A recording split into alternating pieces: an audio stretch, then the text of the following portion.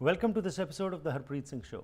ਅੱਜ ਦੇ ਇਸ ਕਮਿਊਨਿਟੀ ਪ੍ਰੋਫਾਈਲ ਸੈਗਮੈਂਟ ਵਿੱਚ ਤੁਹਾਡੀ ਮੁਲਾਕਾਤ ਕਰਾਵਾਂਗੇ ਸੁਦਰਸ਼ਨ ਬਖਸ਼ੀ ਜੀ ਨਾਲ, ਜਿਹੜੇ ਕਿ ਕਮਿਊਨਿਟੀ ਦੀ ਇੱਕ ਨਾਮਵਰ ਸ਼ਖਸੀਅਤ ਹਨ। ਸੁਦਰਸ਼ਨ ਬਖਸ਼ੀ ਜੀ ਵੱਲੋਂ ਬਹੁਤ ਸਾਰੀ ਇੰਸਟੀਟਿਊਸ਼ਨਸ ਦੇ ਨਾਲ ਰਲ ਕੇ ਬਹੁਤ ਸਾਰੇ ਕਮਿਊਨਿਟੀ ਦੇ ਇਸ਼ੂਜ਼ ਦੇ ਉੱਤੇ ਕੰਮ ਕੀਤਾ ਗਿਆ ਤੇ ਉਸ ਦੇ ਫਲਸਰੂਪ ਬਹੁਤ ਕਾਮਯਾਬੀ ਵੀ ਮਿਲੀਆਂ, ਲੇਕਿਨ ਨਾਲ ਬਹੁਤ ਸਾਰੇ ਚੈਲੰਜਸ ਫੇਸ ਕਰਕੇ ਇਹਨਾਂ ਨੇ ਇਹ ਦ੍ਰਿੜ ਵਿਸ਼ਵਾਸ ਹਮੇਸ਼ਾ ਹੀ ਅੱਗੇ ਲਿਆਂਦਾ ਕਿ ਜਦੋਂ ਕਮਿਊਨਿਟੀ ਇਕੱਠੀ ਹੋ ਜਾਏ ਤਾਂ ਕੋਈ ਵੀ ਚੀਜ਼ ਜਿਹੜੀ ਹੈ ਉਹ ਸੰਭਵ ਹੋ ਸਕਦੀ ਹੈ। ਇਸੇ ਸੰਬੰਧ ਵਿੱਚ ਅੱਜ ਕੁਝ ਗੱਲਬਾਤ ਕਰਦੇ ਹਾਂ ਸੁਦਰਸ਼ਨ ਬਖਸ਼ੀ ਨਾਲ। ਜੀ ਆਨੂ ਜੀ, ਵੈਲਕਮ ਟੂ ਦ ਪ੍ਰੋਗਰਾਮ। ਸਤਿ ਸ਼੍ਰੀ ਅਕਾਲ ਜੀ। ਸੋ ਬਖਸ਼ੀ ਸਾਹਿਬ, ਥੋੜ੍ਹਾ ਜਿਹਾ ਪਿਛੋਕੜ, ਕਦੋਂ ਆਏ ਤੁਸੀਂ ਕੈਨੇਡਾ ਦੇ ਵਿੱਚ? ਉਸ ਸਮੇਂ ਕਿਹੋ ਜਿਹਾ ਮਾਹੌਲ ਸੀ ਇੱਥੇ? ਅਸੀਂ ਜੀ, ਮੈਂ ਤਾਂ ਮੇਰੀ ਮਿਸਿਸ ਇਕੱਠੇ ਆਏ ਸੀ 67 'ਚ, 1 ਅਗਸਤ 1967। ਓਕੇ, ਸੋ ਜਦੋਂ 67 ਤੇ ਇੱਥੇ ਪਹੁੰਚੇ ਇੱਥੇ ਤੇ ਮਾਹੌਲ ਕਿਹੋ ਜਿਹਾ ਸੀ? ਕਿੱਥੋਂ ਆਏ? ਪੰਜਾਬ 'ਚੋਂ ਕਿੱਥੇ ਬਿਲੋਂਗ ਕਰਦੇ ਸੀ ਤੇ ਇੱਥੇ ਆ ਕੇ ਕਿਵੇਂ ਮਹਿਸੂਸ ਕੀਤਾ? ਪੰਜਾਬ 'ਚ ਬਿਲੋਂਗ ਕਰਦੇ ਜੀ, ਜਲੰਧਰ ਜ਼ਿਲ੍ਹੇ 'ਚ ਛੋਟਾ ਜਿਹਾ ਪਿੰਡ ਆ ਲਾਂਬੜਾ, ਅੱਛਾ ਜੀ, ਕੋਦਰ ਰੋਡ ਤੇ ਜਦੋਂ ਅਸੀਂ ਕੈਨੇਡਾ ਆਏ ਜੀ, ਉਦੋਂ ਬਹੁਤ ਫਰਕ ਸੀ ਅੱਜ ਦਾ ਤੇ 47 ਸਾਲ ਪਹਿਲਾਂ ਦਾ। Big different. ਰਾਈਟ। ਉਦੋਂ ਬਹੁਤ ਆਬਾਦੀ ਘੱਟ ਸੀ। ਰਾਈਟ। ਆਪਣੇ ਲੋਕ ਬਹੁਤ ਘੱਟ ਸੀ, ਆਬਾਦੀ ਘੱਟ ਸੀ ਤੇ ਸਾਰੇ ਹੀ ਵਰਗਾਂ ਦੇ ਲੋਕ ਹੀ ਘੱਟ ਸੀਗੇ ਜੀ। ਤੇ ਉਦੋਂ ਜਿਹੜੇ ਗੋਰੇ ਲੋਕ ਸੀ ਨਾ, ਬੜੇ ਇੱਕ ਦੂਜੇ ਨੂੰ ਲਾਈਕ ਕਰਦੇ ਸੀਗੇ। ਮਤਲਬ ਤੁਸੀਂ ਬੀਰ ਪਾਰਲਰ ਜਾਂਦੇ ਆ, ਕਲੱਬ ਜਾਂਦੇ ਆ, ਕੋਈ ਐਸੀ ਪ੍ਰੋਬਲਮ ਨਹੀਂ ਸੀ, ਤੁਹਾਨੂੰ ਬੜੇ ਪਿਆਰ ਨਾਲ ਬੋਲਦੇ ਸੀ, ਇੱਜ਼ਤ ਕਰਦੇ ਸੀ। ਓਕੇ। ਤੇ ਕੰਮਕਾਰ ਵੀ ਮਿਲ ਜਾਂਦੇ ਸੀ ਛੇਤੀ, ਮਿਲਣਾ ਹੁੰਦੇ ਸੀ। ਆਪਣੇ ਲੋਕਾਂ ਨੇ ਤਾਂ ਪੱਕੀ ਗੱਲ ਸੀ ਜੀ, ਰਾਤ ਨੂੰ ਬੰਦਾ ਉਤਰਿਆ ਦੂਜੇ ਦਿਨ ਮਿਲ 'ਚ ਲੈ ਜਾਣਾ। ਅੱਛਾ। ਇੱਕ ਗੱਲ ਹੋਰ ਬੜੀ ਚੰਗੀ ਨਹੀਂ ਸੀ, ਜਿਹੜੀ ਹੁਣ ਠੀਕ ਹੋ ਗਈ ਆ ਜੀ, ਜੇ ਤੁਹਾਡੇ ਵਰਗਾ ਸਿੱਖ ਧਾਰੀ ਆ ਗਿਆ ਦੂਜੇ ਦਿਨ ਨਾਈ ਦੇ ਲੈ ਜਾਣਾ। ਅੱਛਾ, ਕਰ ਦਿਓ ਜੀ ਸਾਫ਼। ਠੀਕ ਹੈ। ਸੋ ਆਮ ਹੀ ਸੀ ਇਹ ਗੱਲ, ਪਰ ਇੱਕ ਦੋ ਕੇਸ ਮੈਂ ਜਾਣਦਾ ਜਿਨ੍ਹਾਂ ਨੇ ਇਹ ਕੰਮ ਨਹੀਂ ਕਰਾਇਆ। ਰਾਈਟ। ਤੇ ਅੱਜ ਤਾਂ ਰੱਬ ਦੀ ਮਿਹਰ ਆ, ਬਿਲਕੁਲ ਅੱਜ ਤਾਂ ਪਛਾਣ ਹੀ ਸਿੱਖ ਦੀ ਪਗੜੀ ਨਾਲ ਆ ਜੀ। ਸੋ ਤੁਸੀਂ ਜਦੋਂ ਇੱਥੇ ਆਏ ਤੇ ਜੀ ਕੋਈ ਜਾਣ ਪਛਾਣ ਦੇ ਇੱਥੇ ਸੀ ਤੇ ਆ ਕੇ ਕੀ ਕੰਮ ਕੀਤਾ ਤੁਸੀਂ? ਤੇ ਜਾਣ ਪਛਾਣ ਦੀ ਇੱਦਾਂ ਜੀ, ਮੇਰੇ ਜਿਹੜੇ ਫਾਦਰ ਲਾ ਸੀਗੇ ਉਹ 1928-30 'ਚ ਆਏ ਸੀ ਇੱਥੇ। ਅੱਛਾ। ਉਹ 5-4 ਸਾਲ ਲਾਉਂਦੇ ਸੀ, ਫਿਰ ਬੈਕ ਚਲੇ ਜਾਂਦੇ ਸੀ। ਠੀਕ। ਸੋ 56-7 'ਚ ਉਹ ਸਦਾ ਲਈ ਬੈਕ ਚਲ ਗਏ। ਓਕੇ। ਫਿਰ ਉਹਨਾਂ ਦਾ ਇੱਕ ਲੜਕਾ ਆ ਗਿਆ ਇੱਥੇ ਸੀ ਜੇ, ਉਹਨਾਂ ਦੇ 3 ਬੱਚੇ ਸੀਗੇ, ਇੱਕ ਮੇਰੀ ਵਾਈਫ ਸੀ, 2 ਉਹਨਾਂ ਦੇ ਬ੍ਰਦਰ ਸੀਗੇ ਜੀ। ਇਹਨਾਂ ਨੂੰ ਆਟੋਮੈਟਿਕ ਹੀ ਸਿਟੀਜ਼ਨਸ਼ਿਪ ਮਿਲ ਗਈ ਸੀ ਇੰਡੀਆ 'ਚ ਬੈਠਿਆਂ ਨੂੰ, ਉਦੋਂ ਕੋਈ ਲਾ ਸੀਗੇ। ਠੀਕ ਹੈ। ਸੋ ਫਿਰ 58 ਦੇ ਵਿੱਚ ਇਹਨਾਂ ਦਾ ਵੱਡਾ ਲੜਕਾ ਇੱਥੇ ਆਇਆ ਜੀ। ਫਿਰ ਉਹ 66 'ਚ ਵਾਪਸ ਜਾ ਕੇ ਉਹਨੇ ਆਪਣੀ ਭੈਣ ਦਾ ਵਿਆਹ ਕੀਤਾ, ਜਿਹੜਾ ਕਿ ਤੁਹਾਡੇ ਨਾਲ ਹੋਇਆ। ਠੀਕ ਹੈ। ਸੋ ਇੱਥੇ ਆ ਕੇ ਤੁਸੀਂ ਕੀ ਕਰਨਾ ਸ਼ੁਰੂ ਕੀਤਾ ਜੀ? ਮਿਲ ਜੀ, ਮਿਲ 'ਚ ਕੰਮ ਕੀਤਾ। ਕਿੰਨੇ ਸਾਲ ਮਿਲ 'ਚ ਕੰਮ ਕੀਤਾ? 34 ਸਾਲ ਜੀ। 34 ਸਾਲ? ਹਾਂਜੀ। ਵਾਓ। ਸੋ ਉਸ ਦੇ ਨਾਲ ਨਾਲ ਜਿੱਥੇ ਤੁਸੀਂ ਇਹ ਕੰਮ ਕਰਦੇ ਰਹੇ, ਮਿਹਨਤ ਦਾ ਇਹ ਕੰਮ ਹੁੰਦਾ ਸੀ, ਪਰ ਨਾਲ ਨਾਲ ਕਮਿਊਨਿਟੀ ਵਿੱਚ ਵੀ ਤੁਹਾਡੀ ਇਨਵੋਲਵਮੈਂਟ ਸ਼ੁਰੂ ਹੋ ਗਈ। ਉਹ ਭਾਵੇਂ ਮੰਦਿਰ ਸੀ ਜਾਂ ਮਸਜਿਦ ਸੀ ਜਾਂ ਗੁਰਦੁਆਰੇ ਸੀ, ਉੱਥੇ ਜਾ ਕੇ ਤੁਹਾਡੀ ਸਾਂਝ ਪੈਣੀ ਸ਼ੁਰੂ ਹੋਈ ਤੇ ਕਮਿਊਨਿਟੀ ਦੇ ਮੁੱਦੇ ਜਿਹੜੇ ਸੀ ਉਹਨਾਂ ਨੂੰ ਤੁਸੀਂ ਉਭਾਰਨਾ ਸ਼ੁਰੂ ਕੀਤਾ। ਇਹ ਬਚਪਨ ਤੋਂ ਹੀ ਮਨ ਵਿੱਚ ਸੀ ਕੁਝ ਕਮਿਊਨਿਟੀ ਦੇ ਵਾਸਤੇ ਅੱਗੇ ਆ ਕੇ ਕੁਝ ਕਰਨ ਦਾ, ਜਾਂ ਇੱਥੇ ਆ ਕੇ ਪਰਿਸਥਿਤੀਆਂ ਇਹੋ ਜਿਹੀਆਂ ਬਣ ਗਈਆਂ ਜਿਹਦੇ ਕਾਰਨ ਤੁਸੀਂ ਵਿੱਚ ਪਏ? ਨਹੀਂ ਜੀ, ਮੇਰੇ ਜਿਹੜੇ ਫਾਦਰ ਸਾਹਿਬ ਸੀ ਨਾ, ਉਹ ਪਿੰਡ ਦੇ ਬੜੇ ਹੈੱਡ ਸੀਗੇ, ਬੜੇ ਤਕੜੇ ਠੇਕੇਦਾਰ ਸੀਗੇ। ਅੱਛਾ। ਉਹਨਾਂ ਤੋਂ ਇਹ ਸਿੱਖਿਆ। ਉਹਨਾਂ ਦੀ ਵੀ ਇਹੀ ਹੁੰਦੀ ਸੀ ਕਿ ਲੋਕਾਂ ਦੀ ਹੈਲਪ ਕਰਨੀ। ਉਹੀ ਜਿਹੜੇ ਜੀਨਸ ਸੀ ਮੇਰੇ 'ਚ ਆ। ਠੀਕ। ਹਾਲਾਂਕਿ ਮੇਰੇ ਬਾਕੀ ਬ੍ਰਦਰਾਂ 'ਚ ਨਹੀਂ ਹੈ, ਉਹ ਮੇਰੇ 'ਚ ਜ਼ਰੂਰ ਹੈਗੇ ਆ, ਮੈਂ ਕਹਿ ਸਕਦਾ ਜੀ। ਤੇ ਉਹੀ ਭਾਵਨਾ ਉੱਥੇ ਹੁੰਦੀ ਸੀ, ਉਹੀ ਭਾਵਨਾ ਇੱਥੇ ਆਈ।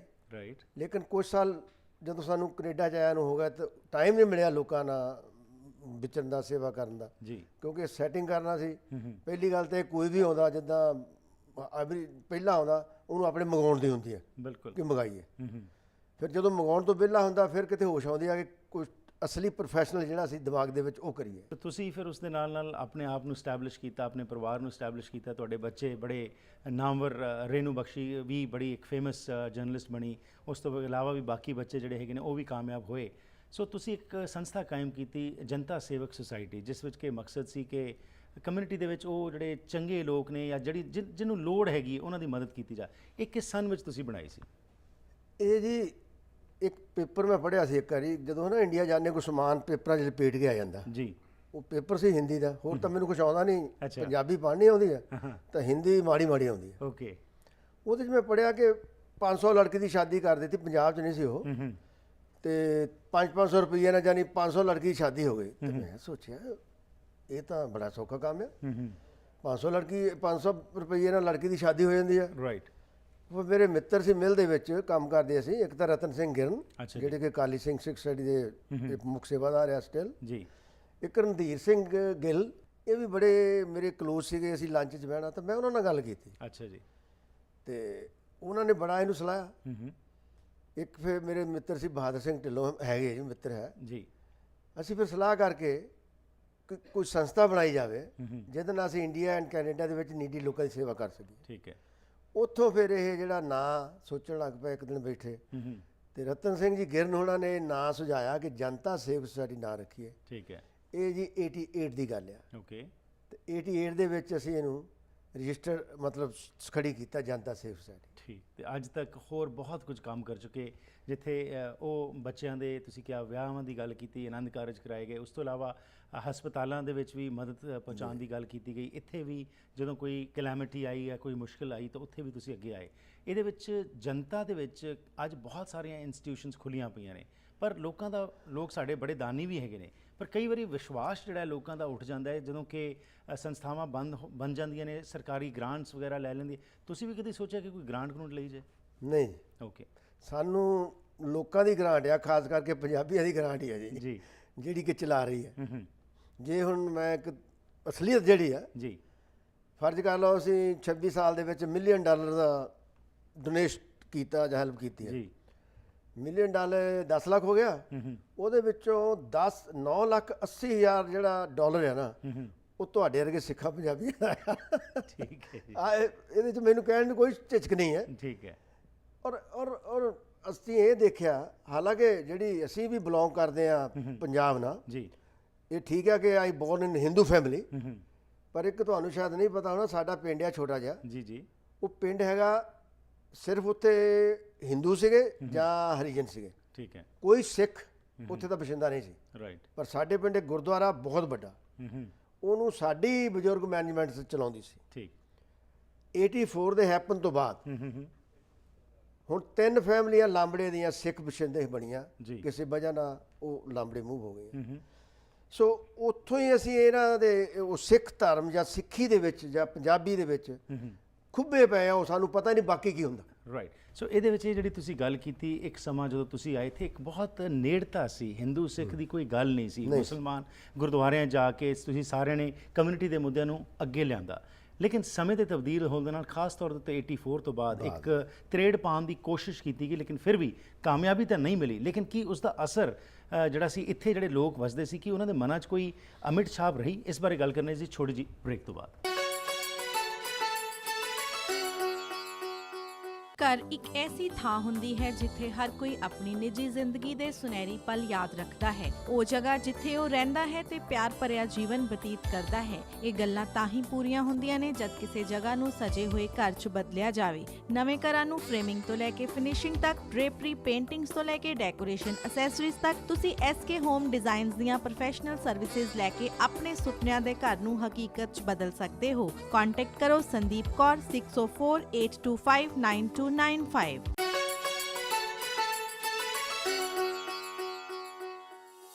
Ones again welcome back to the programme. Sudarshan Bakshi ji ਨਾਲ ਗੱਲਬਾਤ ਕਰ ਰਹੇ ਹਾਂ ਅੱਜ ਦੇ ਇਸ ਕਮਿਊਨਿਟੀ ਪ੍ਰੋਫਾਈਲ ਸੈਗਮੈਂਟ ਵਿੱਚ। ਜਿਸ ਤਰ੍ਹਾਂ ਨੇ ਹੁਣ ਤੱਕ ਕਿਹਾ ਕਿ 84 ਤੋਂ ਬਾਅਦ ਹਾਲਾਤਾਂ ਵਿੱਚ ਕੁਝ ਗੜਬੜ ਹੋਈ, ਲੇਕਿਨ ਉਸ ਦੇ ਬਾਵਜੂਦ ਜਿਹੜੀ ਸਾਂਝ ਸੀ ਕਮਿਊਨਿਟੀਜ਼ ਦੇ ਵਿੱਚ ਉਹ ਬਰਕਰਾਰ ਰਹੀ। ਲੇਕਿਨ ਇਸ ਦਾ ਕੀ ਅਸਰ ਪਿਆ? ਕੀ ਉਹ ਜੋ ਪਹਿਲਾਂ ਨੇੜਤਾ ਸੀ ਉਸ ਵਿੱਚ ਕੋਈ ਕਮੀ ਆਈ, ਜਾਂ ਇਹਨਾਂ ਦੀ ਬਦੌਲਤ ਜੋ ਇਹਨਾਂ ਨੇ ਕੁਝ ਕਮਿਊਨਿਟੀ ਦੇ ਸਟਰੋਂਗ ਮੈਂਬਰ ਸੀ ਉਹਨਾਂ ਨੇ ਇਹ ਸਫ਼ਰ ਜਿਹੜਾ ਸੀ ਇਸ ਵਿੱਚ ਵੀ ਕਾਮਯਾਬੀ ਹਾਸਲ ਕੀਤੀ? ਜੀ ਕੀ ਹੋਇਆ ਜੀ ਉਸ ਸਮੇਂ? ਇਹ ਦੇਖੋ ਜੀ 84 ਜਦੋਂ ਹੋਇਆ, ਇੱਕ ਬੜੀ ਬਦਕਿਸਮਤੀ ਸੀ ਹਿੰਦੁਸਤਾਨ ਦੀ, ਇਹ ਨਹੀਂ ਸੀ ਹੋਣਾ ਚਾਹੀਦਾ ਜੀ, ਹੋ ਗਿਆ। ਔਰ ਇਹਦੇ ਵਿੱਚ ਵੀ ਇੱਕ ਕੁਦਰਤੀ ਹੁੰਦੀ ਹੈ ਕਿ ਸਿੱਖਾਂ ਨੂੰ ਜੋਸ਼ ਆਉਣਾ ਸੀਗਾ ਜੀ, ਔਰ ਸਿੱਖਾਂ ਨੂੰ ਆਉਣਾ ਸੀ, ਜਿਹੜੇ ਅੱਛੇ ਇਨਸਾਨ ਸੀਗੇ ਉਹਨਾਂ ਨੂੰ ਵੀ ਇਹ ਗੱਲ ਚੰਗੀ ਨਹੀਂ ਲੱਗੀ। ਕੈਨੇਡਾ ਦੇ ਵਿੱਚ ਜਦੋਂ ਇਹ ਹੈਪਨ ਹੋਇਆ ਤਾਂ ਉਦੋਂ ਕੁਝ ਮੁੰਡੇ, ਕੁਝ ਲੋਕ ਬੜੇ ਗਰਮ ਹੋ ਗਏ, ਸਿੱਖ ਖਾਸ ਕਰਕੇ। ਉਹਨਾਂ ਨੇ ਕਈਆਂ ਹਿੰਦੂ ਫੈਮਲੀਆਂ ਤੇ ਅਟੈਕ ਵੀ ਕੀਤੇ। ਅਸੀਂ ਫਾਰਮ 'ਚ ਰਹਿੰਦੇ ਸੀਗੇ, ਵੈਰੀ ਰੀਅਲ ਟਰੂ ਸਟੋਰੀ। ਤੇ ਸਾਨੂੰ ਜਿਹੜੇ ਸਿੱਖ ਸੀਗੇ ਬਲੂਬਰੀ ਤਲਾਉਣ ਆਉਂਦੇ ਸੀ, ਠੇਕੇਦਾਰ ਸੀਗੇ, ਸਾਨੂੰ ਤਾਂ ਸਾਰੇ ਜਾਣਦੇ ਸੀ ਜੀ। ਤੇ ਥੋੜੇ ਚਿਰ ਲਈ ਮੇਰੇ ਦਿਲ 'ਚ ਵੀ ਆ ਗਿਆ, ਯਾਰ ਕਿਤੇ ਸ਼ਾਮ ਨੂੰ ਆ ਕੇ ਸਾਨੂੰ ਹੀ ਨਾ ਠੋਕਣ ਲੱਗ ਪੈਣ। ਅਸੀਂ ਵੀ ਥੋੜ੍ਹੇ ਜਿਹੇ ਕਾਇਮ ਹੋ ਗਏ। ਫਿਰ ਉਹ ਟਾਈਮ ਨਹੀਂ ਆਇਆ। ਗੁੱਡ। ਹੌਲੀ ਹੌਲੀ ਕੰਮ ਨਰਮ ਪੈਂਦਾ ਗਿਆ। ਰਾਈਟ। ਫਿਰ ਮੈਂ 84 ਦੇ ਵਿੱਚ ਮੈਂ ਮੰਦਿਰ ਵਗੈਰਾ ਨਹੀਂ ਸੀ ਜਾਂਦਾ ਜੀ, ਨਾ ਮੈਨੂੰ ਪਤਾ ਸੀਗਾ। ਪਹਿਲਾ ਮੰਦਿਰ ਇੱਥੇ ਹੈਗਾ ਜੀ ਬਰਨ ਵਿੱਚ। ਅੱਛਾ ਜੀ। ਵਿਸ਼ਵ ਹਿੰਦੂ ਪ੍ਰੀਸ਼ਦ ਦਾ ਨਾਂ ਸੀਗਾ। ਤੇ 84 ਦੇ ਵਿੱਚ ਮੇਰੇ ਕੋਲ 3 ਹਿੰਦੂ ਲੀਡਰ ਆਏ ਘਰ। ਉਹ ਇੱਕ ਮਰ ਗਿਆ, ਉਹਨਾਂ ਚੋਂ 2 ਹੈਗੇ ਅਜੇ ਜੀ।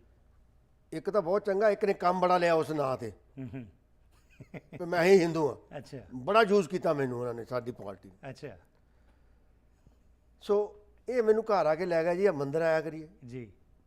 ਤੇ ਕਿਉਂਕਿ ਸਾਡਾ ਕੰਮ ਸੀ ਗੁਰਦੁਆਰੇ ਜਾਣਾ। ਇੰਡੀਆ ਵੀ, ਇੱਥੇ ਵੀ ਪਹਿਲਾਂ 2nd ਐਵਨਿਊ ਤੋਂ ਗੁਰਦੁਆਰਾ ਸੀ ਜਦੋਂ ਅਸੀਂ ਆਏ ਆ ਜੀ। ਸਾਡੇ ਘਰ 'ਚ ਰਿਵਾਜ਼ ਸੀ ਕੋਈ ਨਵਾਂ ਫਲ ਆਇਆ, ਕੋਈ ਨਵੀਂ ਚੀਜ਼ ਲਈ ਆ, ਪਹਿਲਾਂ ਬਾਬੇ ਤੇ ਜਾ ਕੇ ਚਾੜੋ। ਠੀਕ ਹੈ। ਇਹੀ ਅਸੀਂ ਇੱਥੇ ਰੱਖਿਆ। ਰਾਈਟ। ਸੋ ਮੈਂ ਇਹਨਾਂ ਦੇ ਨਾਲ, ਸਾਨੂੰ ਜੀ ਮੰਦਿਰ ਲੈ ਗਏ।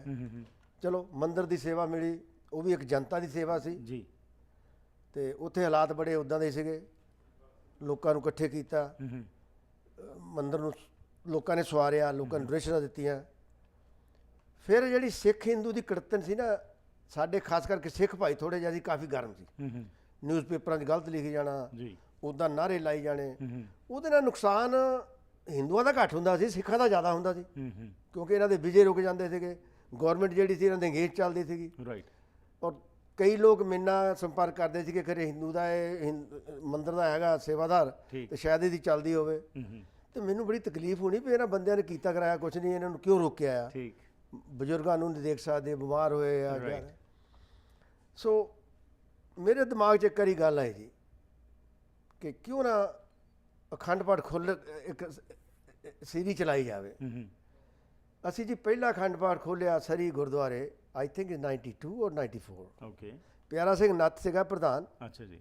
ਔਰ ਪੂਰਾ ਜਿਹਨਾਂ ਨੂੰ ਖਾਲਿਸਤਾਨੀ ਕਹਿ ਦਿੰਦੇ ਜਾਂ ਖਾੜਕੂ ਕਹਿ ਲਓ, ਉਹਨਾਂ ਦਾ ਉੱਥੇ ਕਬਜ਼ਾ ਸੀਗਾ ਜੀ। ਅਸੀਂ ਇਹਨਾਂ ਨੂੰ ਬੇਨਤੀ ਕੀਤੀ ਔਰ ਮੈਂ ਇਹਨਾਂ ਦਾ ਬੜਾ ਸ਼ੁਕਰਗੁਜ਼ਾਰ ਹਾਂ। ਇਹਨਾਂ ਨੇ ਪਹਿਲੀ ਵਾਰੀ ਮੀਰੀ ਪੀਰੀ ਦਾ ਕੀਰਤਨ ਕੀਤਾ ਸੀ ਜੀ। ਔਰ ਸਾਨੂੰ ਇਹਨਾਂ ਨੇ ਸੱਦਾ ਭੇਜਿਆ ਸੀ ਵਿਸ਼ਵ ਹਿੰਦੂ ਪ੍ਰੀਸ਼ਦ ਨੂੰ ਕਿ ਤੁਸੀਂ ਆਓ। ਓਕੇ। ਸੱਚੀ ਗੱਲ ਇਹ ਆ ਕਿ ਸਾਡੇ ਹਿੰਦੂ ਕੁਝ ਤਾਂ ਡਰਦੇ ਸੀ, ਕੁਝ ਕਹਿੰਦੇ ਛੱਡੋ ਅਸੀਂ ਕੀ ਜਾਣਾ, ਲੇਕਿਨ ਮੈਂ ਉਹਨਾਂ ਤੋਂ ਨਹੀਂ ਸੀਗਾ ਜੀ। ਮੈਂ ਤੇ ਆਪਣੇ ਬਹਾਦਰ ਸਿੰਘ ਢਿੱਲੋਂ, ਸਾਡੇ ਬੜੇ ਸ਼ਰਧਾਲੂ ਸੀ ਸਾਰੇ, ਤੇ ਅਸੀਂ 3-4 ਬੰਦੇ ਆਏ ਇਹਨਾਂ ਕੋਲ। ਓਕੇ। ਹਾਜ਼ਰੀ ਲਵਾਈ, ਬੜਾ ਖੁਸ਼ੀ ਦਿੱਤੀ ਔਰ ਅਸੀਂ $1000 ਦੀ ਚੈੱਕ ਵੀ ਦਿੱਤੀ ਇਹਨਾਂ ਨੂੰ। ਔਰ ਉੱਥੋਂ ਮੇਰੇ ਦਿਮਾਗ 'ਚ ਇੱਕ ਕੁਦਰਤੀ ਕੀ ਆਇਆ ਕਿ ਕਿਉਂ ਨਾ ਅਖੰਡ ਪਾਠ ਕਲਾਇਆ ਜਾਵੇ। ਠੀਕ ਹੈ। ਗੁਰੂ ਤੇਗ ਬਹਾਦਰ ਜੀ ਇਹਦੀ ਚਾਦਰ ਆ, ਉਹਨਾਂ ਨੇ ਧਰਮ ਲਈ ਸੀਸ ਵਾਰ ਦਿੱਤੇ ਆ। ਜੀ ਜੀ। ਤੇ ਮੈਂ ਉਹਨਾਂ ਨੂੰ ਬੇਨਤੀ ਕੀਤੀ, ਮੈਂ ਕਿਹਾ ਜੀ ਤੁਸੀਂ ਸਾਨੂੰ ਇੱਕ ਡੇਟ ਦਿਓ, ਗੁਰੂ ਤੇਗ ਬਹਾਦਰ ਸ਼ਹੀਦੀ ਦਿਨ ਤੇ ਅਖੰਡ ਪਾਠ ਕਰਾਵਾਂ। ਤੇ ਮੇਰੇ ਉਹ ਗੁਰੂ ਸੀ, ਉਸਤਾਦ ਸੀ ਇੰਡੀਆ ਦੇ ਵਿੱਚ, ਮੈਨੂੰ ਪੜ੍ਹਾਉਂਦੇ ਹੁੰਦੇ ਸੀ, ਸੁਰਿੰਦਰ ਸਿੰਘ ਢਿੱਲੋਂ ਜੀ, ਉਹ ਸੀ ਜਨਰਲ ਸੈਕਟਰੀ। ਅੱਛਾ ਜੀ। ਖੈਰ ਜੀ, ਇਹਨਾਂ ਨੇ ਮੈਨੂੰ ਲੈਟਰ ਇਸ਼ੂ ਕਰਤਾ। ਅਖੰਡ ਪਾਠ ਦੇ ਦਿਨ ਜਿਉਂ-ਜਿਉਂ ਲਾਗੇ ਆਉਂਦੇ ਜਾਏ ਤਿਉਂ ਸਾਡੀਆਂ ਮੁਸ਼ਕਲਾਂ ਵੱਧਦੀਆਂ ਗਈਆਂ, ਖਾਸ ਕਰਕੇ ਮੇਰੀਆਂ। ਉਹ ਜਿਹੜੇ ਖਾੜਕੂ ਜਥਾ ਸੀਗਾ, ਉਹ ਕੁਛ ਟਾਈਮ ਲਈ ਸਿੱਖੀ ਧਰਮ ਭੁੱਲ ਚੁੱਕੇ ਸੀ। ਉਹ ਇਹੀ ਚਾਹੁੰਦੇ ਸੀ ਕਿ ਹਿੰਦੂ ਵੜ ਕਿੱਦਾਂ ਗਏ ਇੱਥੇ, ਔਰ ਖਾਸ ਕਰਕੇ ਵਿਸ਼ਵ ਹਿੰਦੂ ਪ੍ਰੀਸ਼ਦ ਵਾਲੇ ਕਿੱਦਾਂ ਗਏ ਇੱਥੇ। ਰਾਈਟ। ਲੇਕਿਨ ਸਾਡਾ ਮਕਸਦ ਜੋ ਮੇਰੇ ਮਨ ਸੀ ਜਾਂ ਮੇਰੇ ਸਾਥੀਆਂ ਦੇ ਮਨ 'ਚ ਇਹ ਨਹੀਂ ਸੀ। ਸਾਡੇ ਮਨ ਸੀ ਕਿ ਅਸਲੀਅਤ ਨੂੰ ਬਾਰਿਆ ਜਾਵੇ। ਹਿੰਦੂ ਸਿੱਖ 9 ਉਂਗਲੀ ਦਾ ਮਾਸ ਦਾ ਇੱਕ ਰਿਸ਼ਤਾ ਹੈ, ਇੱਕ ਮਾਂ ਦੇ 2 ਪੁੱਤ ਆ, ਪਰ ਇੱਕ ਸਿੱਖ ਹੈ, ਇੱਕ ਹਿੰਦੂ ਆ, ਕੋਈ ਇਹਦੇ 'ਚ ਰੋਂਗ ਨਹੀਂ। ਰਾਈਟ। ਇਸ ਬਣਾ 'ਤੇ ਅਸੀਂ, ਔਰ ਹਰਪ੍ਰੀਤ ਜੀ ਮੈਨੂੰ ਥ੍ਰੈਟਾਂ ਆਈਆਂ ਕਿ ਤੁਹਾਨੂੰ ਖਤਮ ਕਰ ਦਿਆਂਗੇ, ਐਂ ਕਰ ਦਿਆਂਗੇ। ਤੇ ਮੈਂ ਇਹੀ ਗੱਲ ਕਹਿੰਦਾ ਸੀ ਕਿ ਜੇ ਤੁਸੀਂ ਅਖੰਡ ਪਾਠ ਤਾਂ ਬੰਦ ਨਹੀਂ ਹੋਣਾ ਜੀ, ਜੇ ਤੁਸੀਂ ਬੰਦ ਕਰਾਉਂਦੇ ਤਾਂ ਤੁਸੀਂ ਸਿੱਖ ਨਹੀਂਗੇ। ਔਰ ਸਭ ਤੋਂ ਸਲਾਹਕਾਰ ਜਿਹੜੇ ਸੀ ਮੇਰੇ, ਉਹ ਸੀ ਰਤਨ ਸਿੰਘ ਜੀ ਗਿਰਨ। ਠੀਕ ਹੈ। ਉਹਨਾਂ ਨੇ ਕਹਿਣਾ ਬਖਸ਼ਾ ਤੁਸੀਂ ਫਿਕਰ ਨਾ ਕਰੋ। ਮੈਂ ਕਿਹਾ ਜੀ ਫਿਕਰ ਤੁਹਾਡੇ ਸਿਰ ਤੇ ਕਿ ਰੱਬ ਦੇ ਬੜਾ ਭਰੋਸਾ। ਠੀਕ। ਸੋ ਕੀ ਇਹ ਹੋਇਆ ਜੀ, ਅਖੰਡ ਪਾਠ ਹੋਇਆ? ਬਿਲਕੁਲ ਹੋਇਆ ਜੀ। ਬਹੁਤ ਕੋ। ਸੋ ਇਹ ਨੇੜਤਾ ਦੇ ਕੋਸ਼ਿਸ਼ਾਂ ਜਿਹੜੀਆਂ ਤੁਸੀਂ ਕਰਦੇ ਰਹੇ, ਲੇਕਿਨ ਉਸ ਦੇ ਨਾਲ ਨਾਲ ਜਦੋਂ ਇਸ ਤੋਂ ਬਾਅਦ ਹਾਲਾਤ ਜਦੋਂ ਖਰਾਬ ਹੋਏ ਸੀ ਤਾਂ ਬਹੁਤ ਸਾਰੇ ਸਿੱਖਾਂ ਦੇ ਨਾਮ ਬਲੈਕ ਲਿਸਟ ਵਿੱਚ ਚਲੇ ਗਏ। ਉਸ ਨੂੰ ਖਤਮ ਕਰਨ ਵਿੱਚ ਵੀ ਤੁਸੀਂ ਬਜਾਏ ਇਹ ਕਿ ਇਹ ਜਿਹੜੀ ਨਫ਼ਰਤ ਪਾਉਣ ਦੀ ਕੋਸ਼ਿਸ਼ ਕੀਤੀ ਜਾ ਰਹੀ ਸੀ, ਤੁਸੀਂ ਉਸ ਨਾਲ ਨਹੀਂ ਜੁੜੇ, ਬਲਕਿ ਤੁਸੀਂ ਇਹ ਕੋਸ਼ਿਸ਼ ਕੀਤੀ ਕਿ ਆਓ ਹੋਰ ਸਾਂਝ ਨੂੰ ਮਜ਼ਬੂਤ ਕਰੀਏ। ਆਪਣੇ ਰਿਲੇਸ਼ਨਸ ਨਾਲ ਤੁਸੀਂ ਇੱਕ ਸੰਸਥਾ ਵੀ ਕਾਇਮ ਕੀਤੀ ਜਿਹੜੀ ਕਿ ਹਿਊਮਨ ਰਾਈਟਸ ਨੂੰ, ਜਿਸ ਦੇ ਵਿੱਚ ਕਿ ਸਿੱਖ ਵੀ ਸੀ, ਇੱਕ ਮੁਸਲਮਾਨ ਵੀ ਸੀ, ਇੱਕ ਹਿੰਦੂ ਵੀ ਸੀ। ਇਹ ਚੀਜ਼ਾਂ ਨੂੰ ਤੁਸੀਂ ਅੱਗੇ ਉਭਾਰਨ ਦੀ ਕੋਸ਼ਿਸ਼ ਕੀਤੀ ਤੇ ਬਲੈਕ ਲਿਸਟਾਂ ਵਿੱਚੋਂ ਨਾਂ ਵੀ ਕਢਵਾਏ ਤੁਸੀਂ। ਉਹਦੇ ਬਾਰੇ ਥੋੜ੍ਹਾ ਦੱਸੋ ਕਿ ਉਹਦਾ ਵੀ ਇੱਕ ਕੰਟਰੋਵਰਸੀ ਜੀ ਕ੍ਰੀਏਟ ਹੋ ਗਈ ਹੈਗੀ ਸੀ। ਇਹ ਜਿਹੜਾ ਤੁਸੀਂ ਕਰਦੇ ਰਹੇ, ਡਰ ਨਹੀਂ ਸੀ, ਜਿਸ ਤਰ੍ਹਾਂ ਤੁਸੀਂ ਕਿਹਾ ਤੁਹਾਨੂੰ ਉਸ ਅਕਾਲ ਪੁਰਖ ਤੇ ਵਿਸ਼ਵਾਸ ਸੀ, ਉਹ ਪੰਜਾਬੀਪੁਣਾ ਜਿਹੜਾ ਤੁਹਾਡੇ ਸੀ, ਤੁਸੀਂ ਕਿਹਾ ਕਿ ਮੈਂ ਕਰਨਾ ਹੈ ਜੋ ਮੇਰੇ ਮਨ ਵਿੱਚ ਹੈਗਾ ਹੈ। ਇਸ ਸੰਬੰਧ ਵਿੱਚ ਵੀ ਜਿਹੜੇ ਤੁਹਾਡੇ ਤੇ ਕੁਝ ਤੋਹਮਤਾਂ ਵੀ ਲਾਈਆਂ ਗਈਆਂ ਕਿ ਜੀ ਤੁਸੀਂ ਏਜੰਟ ਹੋ RSS ਦੇ ਜਾਂ ਇਹ ਚੀਜ਼ਾਂ ਹੈਗੀਆਂ ਨੇ, ਉਹਦੇ ਮੁਤਲਕ ਸਾਨੂੰ ਦੱਸੋ ਕਿ ਕਿਸ ਤਰ੍ਹਾਂ ਉਹ ਤੁਸੀਂ ਇਸ ਚੀਜ਼ ਤੋਂ ਬਾਹਰ ਨਿਕਲੇ। ਹਰਪ੍ਰੀਤ ਜੀ, ਸੱਚਾਈ ਜਿੱਤਦੀ ਹੈ। ਇਹ ਸਾਡੀ ਸੱਚਾਈ ਜਿੱਤੀ ਹੈ ਜੀ। ਉਹ ਜਿਹੜੇ ਲੋਕ ਸਾਨੂੰ ਮਾਰਨ ਨੂੰ ਕਹਿੰਦੇ ਸੀ, ਉਹ ਅੱਜ ਉਹਨਾਂ ਦੇ ਦਾੜੇ ਚਿੱਟੇ ਹੋ ਗਏ ਔਰ ਬੜੇ ਪਿਆਰ ਨਾਲ ਅਸੀਂ ਬੋਲਦੇ ਹਾਂ, ਬੜੇ ਪਿਆਰ ਨਾਲ ਮਿਲਦੇ ਹਾਂ। ਠੀਕ। ਕਿਉਂਕਿ ਉਹਨਾਂ ਨੂੰ ਅਸਲੀਅਤ ਦਾ ਪਤਾ ਲੱਗ ਗਿਆ ਕਿ ਮੈਂ ਤਾਂ ਉਦੋਂ ਤਾਂ ਹੈ ਹੀ ਨਹੀਂ, ਨਾ ਮੈਂ ਕਿਸੇ ਦਾ ਏਜੰਟ ਆ, ਨਾ ਮੈਂ ਕੋਈ ਆਪਣਾ ਡਿਵੀਜ਼ਲੀ ਆ ਮੈਨੂੰ। ਮੈਂ ਤਾਂ ਸਿਰਫ ਇਹ ਸੀ ਕਿ ਅਸਲੀ ਪਿਆਰ ਜਾਂ ਉਹ ਬਰਕਰਾਰ ਰਵੇ। ਰਾਈਟ। ਔਰ ਉਹਦੇ ਵਿੱਚ ਹੋਇਆ ਬਹੁਤ ਫਾਇਦਾ ਜੀ। ਕਮਿਊਨਿਟੀਆਂ ਦੇ ਵਿੱਚ ਦੇਖੋ ਤੁਸੀਂ ਅੱਜ ਬਿਲਕੁਲ ਇਕੱਠੇ ਬਿਜ਼ਨਸ ਇਕੱਠੇ, ਸਭ ਕੁਝ ਫਸਟ ਕਲਾਸ, ਕੋਈ ਐਸੀ ਗੱਲ ਨਹੀਂ ਹੈ। ਰਾਈਟ। ਬਾਕੀ ਪੇਪਰਾਂ ਤੇ ਮਾੜਾ ਮੋਟਾ ਇੱਕ ਅੱਧੇ ਪੇਪਰ ਨੇ ਐਵੇਂ ਲਿਖ ਦੇਣਾ, ਛੂਜਾ ਛੱਡ ਦੇਣਾ, ਸ਼ਾਇਦ ਉਹਨਾਂ ਦੀ ਕਹਿੰਦੇ ਜਿੱਦਾਂ ਉਹ ਲਿਖਿਆ ਦਾਲ ਫੁਲਕੇ ਇਸ ਕੰਮ ਤੇ ਚੱਲਦਾ, ਚਲੋ ਜੀ ਲੋਕ ਖੁਸ਼ ਹੋ ਜਾਂਦੇ ਆ ਜੀ। ਸੋ ਇਹ ਵੀ ਗੱਲਾਂ ਸਾਨੂੰ ਬਾਤ ਨਹੀਂ ਕਰਦੀਆਂ, ਖਾਸ ਕਰਕੇ ਮੈਨੂੰ। ਰਾਈਟ। ਇੱਕ ਲੈਣੇ ਛੋਟੀ ਜਿਹੀ ਬ੍ਰੇਕ ਜੀ, ਵਾਪਸ ਆਨੇ ਤਾਂ ਉਸ ਤੋਂ ਬਾਅਦ ਜੋ ਕੁਝ ਤੁਸੀਂ ਦੇਖਿਆ ਇੱਥੇ ਅਗਲੇ ਸੈਗਮੈਂਟ ਵਿੱਚ ਗੱਲਬਾਤ ਕਰਾਂਗੇ, ਜਿੱਥੇ ਅਸੀਂ ਬਹੁਤ ਸਾਰੀਆਂ ਅਚੀਵਮੈਂਟਸ ਨੇ ਸਾਡੀਆਂ, ਬਹੁਤ ਕਾਮਯਾਬੀਆਂ, ਪਰ ਅੱਜ ਜਿੱਥੇ ਅਸੀਂ ਖਲੋਤੇ ਹਾਂ, ਕਮਿਊਨਿਟੀ ਦੇ ਬਹੁਤ ਸਾਰੇ ਮੁੱਦੇ ਨੇ। ਅੱਜ ਆਬਾਦੀ ਤਾਂ ਵੱਧ ਗਈ, ਪਰ ਦੂਸਰੇ ਪਾਸੇ ਸਮੱਸਿਆਵਾਂ ਵੀ ਵਧੀਆਂ। ਅੱਜ ਕਮਿਊਨਿਟੀ ਦਾ ਕੋਈ ਐਸਾ ਸਪੋਕਸਮੈਨ ਨਹੀਂ ਜਿਹੜਾ ਕਿ ਕਮਿਊਨਿਟੀ ਦੇ ਮੁੱਦਿਆਂ ਨੂੰ ਅੱਗੇ ਲੈ ਕੇ ਜਾਵੇ। ਹਰ ਇੱਕ ਕੋਈ ਜੋ ਹੈ ਸੰਸਥਾ ਬਣਾਉਣ ਵਿੱਚ ਮੋਹਰੀ ਹੋ ਰਿਹਾ ਹੈ, ਪਰ ਉਹ ਸੰਸਥਾਵਾਂ ਕਈ ਵਾਰ ਕੁਝ ਆਪਣੇ ਸੀਮਤ ਜਿਹੜੇ ਉਹਨਾਂ ਦੀ ਸੋਚ ਹੈ ਉੱਥੋਂ ਤੱਕ ਹੀ ਸੀਮਤ ਰਹਿ ਜਾਂਦੀ ਹੈਗੀ ਹੈ। ਇਹਦੇ ਵਾਸਤੇ ਹੁਣ ਕੀ ਕਰਨ ਦੀ ਲੋੜ ਹੈ, ਕਿਸ ਤਰ੍ਹਾਂ ਅਗਲੀ ਜਨਰੇਸ਼ਨ ਨੂੰ ਅਸੀਂ ਆਪਣੇ ਕਲਚਰ ਨਾਲ, ਆਪਣੇ ਧਰਮ ਨਾਲ ਜੋੜਨਾ ਹੈ, ਕਿਉਂਕਿ ਇਹ ਵੀ ਮੁੱਦੇ ਸਾਡੇ ਸਾਹਮਣੇ ਆ ਰਹੇ ਨੇ। ਇਸ ਬਾਰੇ ਗੱਲ ਕਰਨੇ ਇਸ ਛੋਟੀ ਜਿਹੀ ਬ੍ਰੇਕ ਤੋਂ ਬਾਅਦ। ਘਰ ਇੱਕ ਐਸੀ ਥਾਂ ਹੁੰਦੀ ਹੈ ਜਿੱਥੇ ਹਰ ਕੋਈ ਆਪਣੀ ਨਿੱਜੀ ਜ਼ਿੰਦਗੀ ਦੇ ਸੁਨਹਿਰੀ ਪਲ ਯਾਦ ਰੱਖਦਾ ਹੈ। ਉਹ ਜਗ੍ਹਾ ਜਿੱਥੇ ਉਹ ਰਹਿੰਦਾ ਹੈ ਤੇ ਪਿਆਰ ਭਰਿਆ ਜੀਵਨ ਬਤੀਤ ਕਰਦਾ ਹੈ। ਇਹ ਗੱਲਾਂ ਤਾਂ ਹੀ ਪੂਰੀਆਂ ਹੁੰਦੀਆਂ ਨੇ ਜਦ ਕਿਸੇ ਜਗ੍ਹਾ ਨੂੰ ਸਜੇ ਹੋਏ ਘਰ 'ਚ ਬਦਲਿਆ ਜਾਵੇ। ਨਵੇਂ ਘਰਾਂ ਨੂੰ ਫਰੇਮਿੰਗ ਤੋਂ ਲੈ ਕੇ ਫਿਨਿਸ਼ਿੰਗ ਤੱਕ, ਡ੍ਰੇਪਰੀ, ਪੇਂਟਿੰਗਸ ਤੋਂ ਲੈ ਕੇ ਡੈਕੋਰੇਸ਼ਨ ਐਕਸੈਸਰੀਜ਼ ਤੱਕ, ਤੁਸੀਂ SK ਹੋਮ ਡਿਜ਼ਾਈਨਸ ਦੀਆਂ ਪ੍ਰੋਫੈਸ਼ਨਲ ਸਰਵਿਸਿਜ਼ ਲੈ ਕੇ ਆਪਣੇ ਸੁਪਨਿਆਂ ਦੇ ਘਰ ਨੂੰ ਹਕੀਕਤ 'ਚ ਬਦਲ ਸਕਦੇ ਹੋ। ਕੰਟੈਕਟ ਕਰੋ ਸੰਦੀਪ ਕੌਰ 6048259295।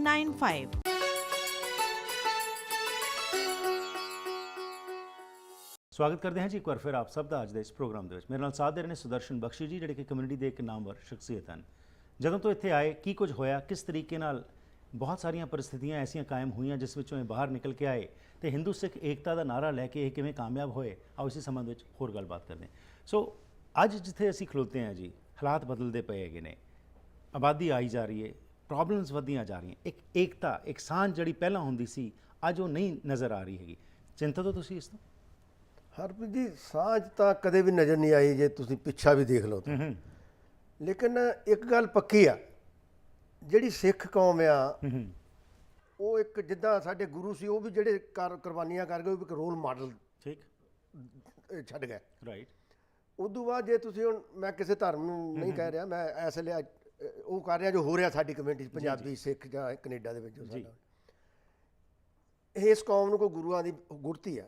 ਇਹ ਕੌਮ ਬੜੀ ਧਾਤੀ ਧਾਕੇ, ਜਿਹਦਾ ਪੰਜਾਬੀ 'ਚ ਕਹ ਲਓ ਰਿਸਕੀ ਆ, ਦਾਨੀ ਆ। ਕਿਉਂਕਿ ਬਣੀ ਕੌਮ ਇਸ ਕਰਕੇ ਸੀਗੀ ਕਿ ਨੀਡੀ ਲੋਕ, ਲੋੜਵੰਦਾਂ ਦੀ ਕਿਸੇ ਤਰ੍ਹਾਂ ਦੀ ਵੀ ਇਹ ਤੁਸੀਂ ਖੜਨਾ ਸੇਵਾ ਕਰਨੀ। ਠੀਕ। ਉਹ ਹੋ ਰਿਹਾ। ਹੁਣ ਦੇਖੋ ਨਾ, ਇਸ ਕੌਮ ਦੇ ਵਿੱਚ ਕਈ ਕੰਮ ਰੋਲ ਮਾਡਲ ਹੋ ਗਏ ਆ। ਬਲੱਡ ਬੈਂਕ, ਜੀ, ਲੱਖਾਂ ਲੋਕਾਂ ਦੀਆਂ ਜਾਨਾਂ ਬਚ ਰਹੀਆਂ। ਲੰਗਰ ਛਕਾਉਣੇ, ਗੁਰਦੁਆਰੇ ਏਡੇ ਬਣਾਉਣੇ, ਲੱਖਾਂ ਲੋਕਾਂ ਨੂੰ ਕਿੰਨੇ ਕਿੰਨੇ ਭੋਜਨ ਫਸਟ ਕਲਾਸ ਦੇ ਰਹੇ ਆ।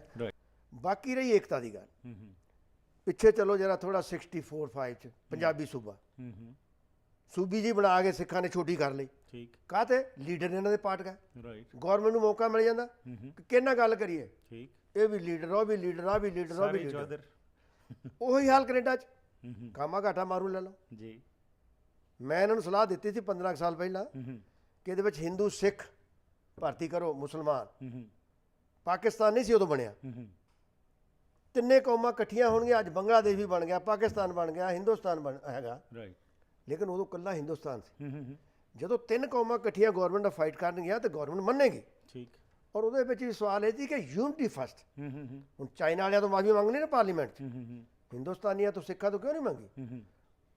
ਇਹ ਸਾਡੀਆਂ ਕਮਜ਼ੋਰੀਆਂ। ਇੱਕ ਤਾਂ ਇੱਟ ਪੱਟਿਆ ਸਾਡਾ ਲੀਡਰ ਨਿਕਲਿਆ ਆਉਂਦਾ, ਇੱਟ ਪੱਟਿਆ ਸੰਸਥਾ ਨਿਕਲਿਆ ਆਉਂਦੀ ਆ ਜੀ। ਅਸੀਂ ਜਦੋਂ ਇਕੱਠੇ ਹੋਏ ਨਾ, ਉਹਦੇ ਵਿੱਚ ਮੁਸਲਮਾਨ ਵੀ ਲਿਆ, ਹਿੰਦੂ ਵੀ ਲਿਆ। ਹਿੰਦੂ ਤਾਂ ਮੈਂ ਸੀਗਾ, ਭਾਵੇਂ ਮੇਰੇ ਠੱਪਾ ਹਿੰਦੂਆਂ ਦਾ, ਬੋਰਨ ਹਿੰਦੂ ਫੈਮਿਲੀ। ਰਾਈਟ। ਅਸੀਂ ਉਹਨਾਂ ਨਾਲ ਸੈਂਟਰ ਗਵਰਨਮੈਂਟ ਨਾਲ ਮੀਟਿੰਗਾਂ ਕੀਤੀਆਂ ਜੀ।